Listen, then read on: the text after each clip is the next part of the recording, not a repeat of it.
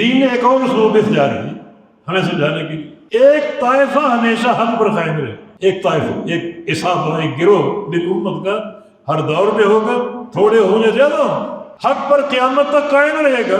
وہ طائفہ جنت، طائفہ منصورہ، اہل جنت، جنتی لوگ حق پر قائم رہے. تو چلو یہ قرآن تم کو اثر انداز نہیں ہو رہا، حدیثیں اثر انداز نہیں ہو رہی، آیات بینات کی تمہیں سمجھ نہیں آ رہی، تو اپنی عاقبت کے لیے اس طائفے کو، اس گروہ کو تلاش کرو. وہ کون؟ یہ بات تو مشاہدے کی ہے، استنباطات، استدلالات، یہ تفقع آپ کے پلے نہیں پڑ رہا، تو مشاہدے کی بات لے لو. ایک طائفہ قیامت تک حق پر قائم رہے، اس کو تلاش کرو. علامت کیا ہے؟ 3 علامت. ایک ہے قائمۃ علی امر اللہ، وہ طائفہ اللہ کے امر پر قائم.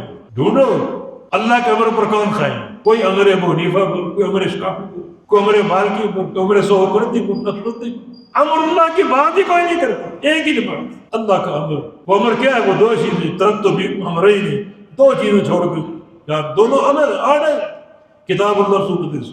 اللہ کے امر پر کون سا طائفہ قائم ہے؟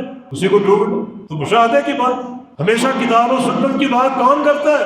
ڈھونڈو اس کو. تو مشاہدے کی بات. اور ظاہرین، ظاہر کے 2 معنی، ایک غالبی اور ایک مشہوری.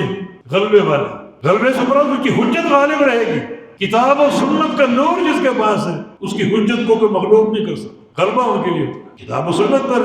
اور مشہور کا معنی، ان کی کوئی بات چھپی اور پوشیدہ نہیں ہوگی. آج اہل حدیث کی تو ہر مسئلہ کو دیکھ لو، ان میں باطنیت ہے، اپنے مسائل کو چھپانے کی کوشش کرتے ہیں، اپنے عقائد کو چھپانے کی کوشش کرتے ہیں.